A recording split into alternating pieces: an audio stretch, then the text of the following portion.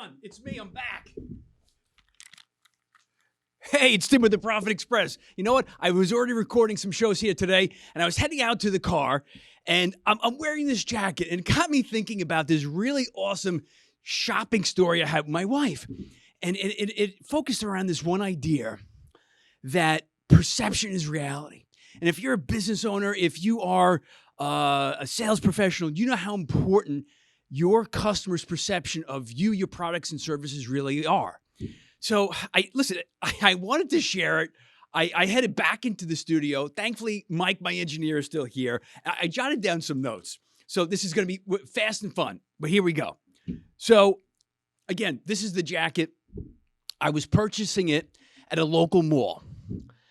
And I'm with my wife, and we get the jacket. We're about to head home, and we're on the second floor of this mall. And you can look down, and you can see, the other stores. And as I'm walking with my wife, it's a crowded mall. It's a Saturday. I saw this store, and there was this red velvet rope. There was a doorman.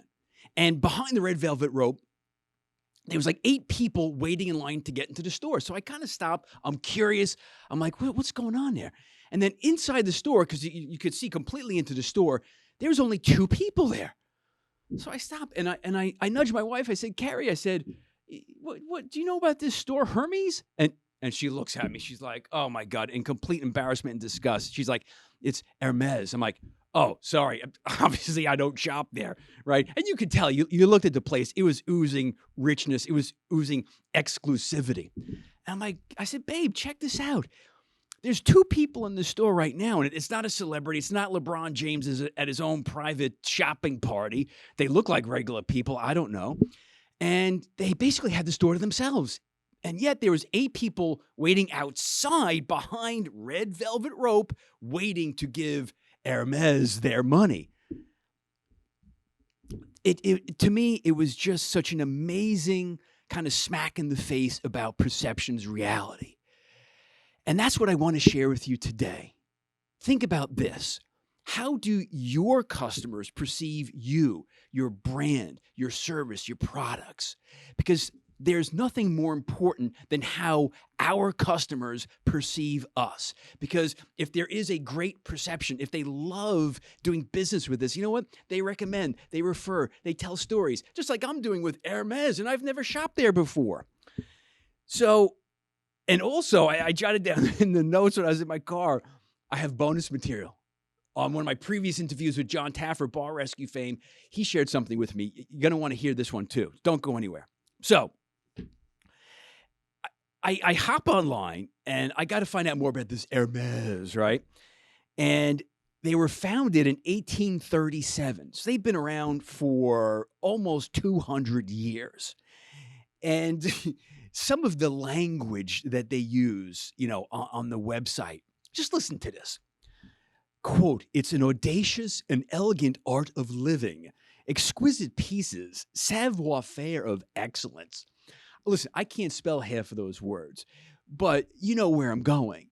They have a certain perception that I'm sure they've worked real hard at for a long time that's created a lot of success, and that's very good at getting people to separate themselves from their money for whatever it is that they're selling.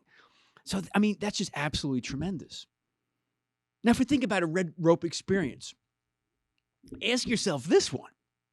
Would your customers be willing to stand outside of your place of business behind a red velvet rope with a doorman waiting to give you their money?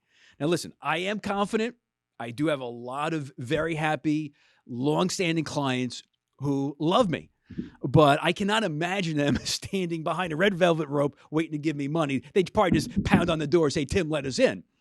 But it is an interesting thought. And that's why I came back. I'm like, you know what? It's a fun thought that I have. I'm wearing the jacket. I want to share it.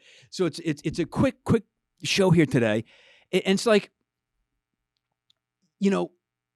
I want you to think as the business owner, as the sales professional, because what happens with us? We get busy. We're in the business of being busy and doing what we do every day. And maybe, just maybe, have we gotten stale?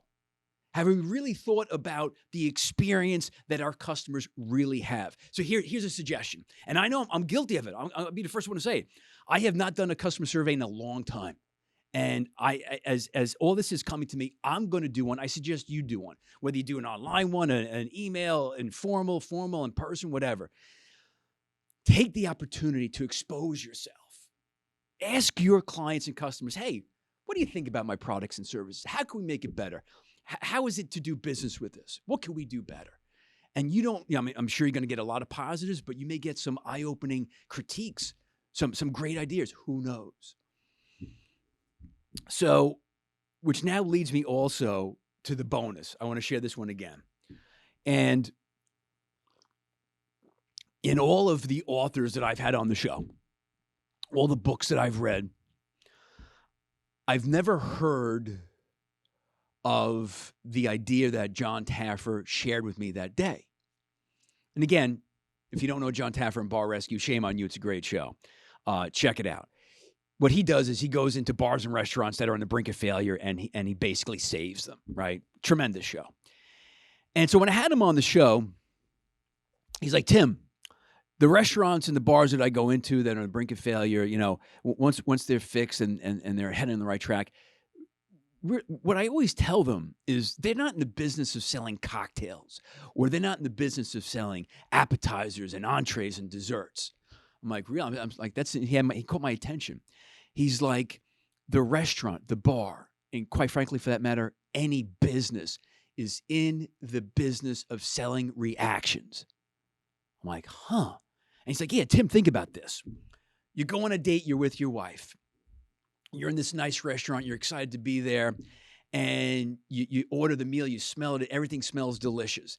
The waiter or the waitress comes out, they have your entree. And at that very moment that they put that entree down on the table right in front of you, one of two things are going to happen.